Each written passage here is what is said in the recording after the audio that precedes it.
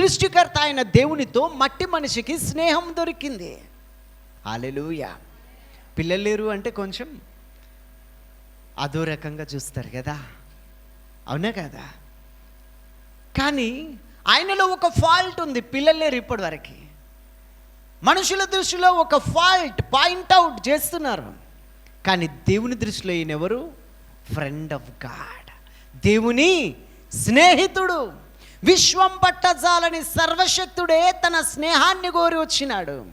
విశ్వం పట్టజాలని సర్వశక్తుడే సృష్టికర్తనే ఆయన ఇంటికి వెతికి వచ్చినాడు, ఆతిథ్యం పొందినాడు. హల్లెలూయా.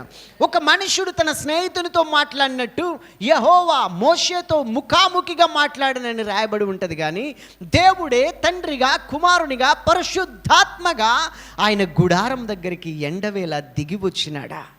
దేవునికి మహిమ కలుగునుగాక. హల్లెలూయా. ఎందుకు అనంటే ఆ అబ్రహాములాగా మార్చబడాలి. దేవునికి స్తోత్రం.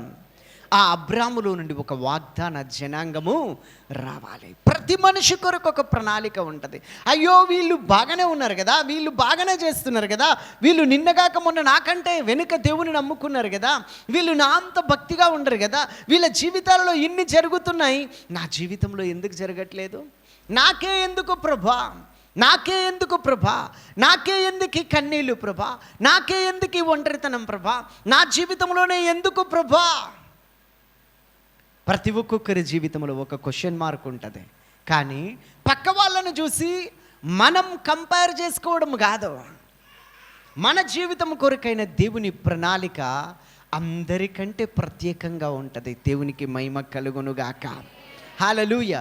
లోకమేమనుకున్నా, మనుషులేమనుకున్నా, ఎవరేమనుకున్నా అబ్రాహాం ఏమనుకోలేదు. ఎందుకు అనంటే మాటిచ్చిన వాడు నెరవేర్చుటకు సమర్థుడు, పిలిచిన వాడు నమ్మదగినవాడు, వాగ్దానం చేసిన వాడు నెరవేర్చుటకు సమర్థుడు. హల్లెలూయా. నిన్ను నన్ను తన స్వరక్తమిచ్చి, తన గుండెలోని ఆఖరి నెత్తుటి బొట్టును దారపోసి, తన రక్త క్రేదనము చేత వెలపెట్టి కొన్న దేవుడు నిన్ను మరువడు. ఆయన మారడు, ఆయన మరచిపోడు, ఆయన విడిచిపోడు, ఆయన కునుకడు, ఆయన నిద్రపోడు, ఆయన విడువడు, ఎడపాయడ.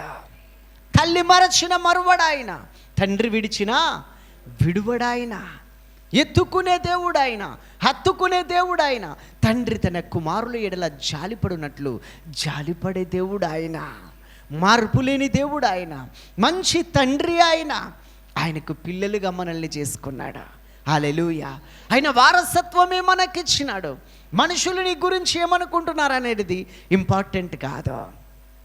ఈ లోకంలో నేనేం పొందుకున్నాను, ఏం కోల్పోయినాను అనేది ఇంపార్టెంట్ కాదు. హల్లెలూయా. పుట్టించిన దేవుడు నీ గురించి ఏమనుకుంటున్నాడు?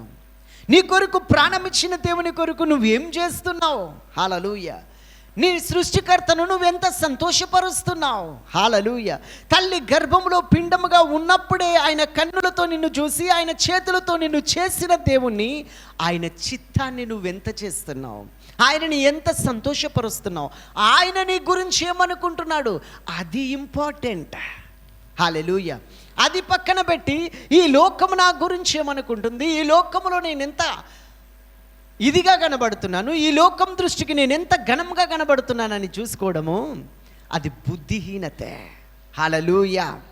మనుషుల దృష్టికి ఘనమైనవి దేవుని దృష్టికి అసహ్యం. దేవుని కొలత వేరు, పరలోక విలువలు వేరు, ఈ లోక సంబంధమైన విలువలు వేరు. హల్లెలూయా. హల్లెలూయా.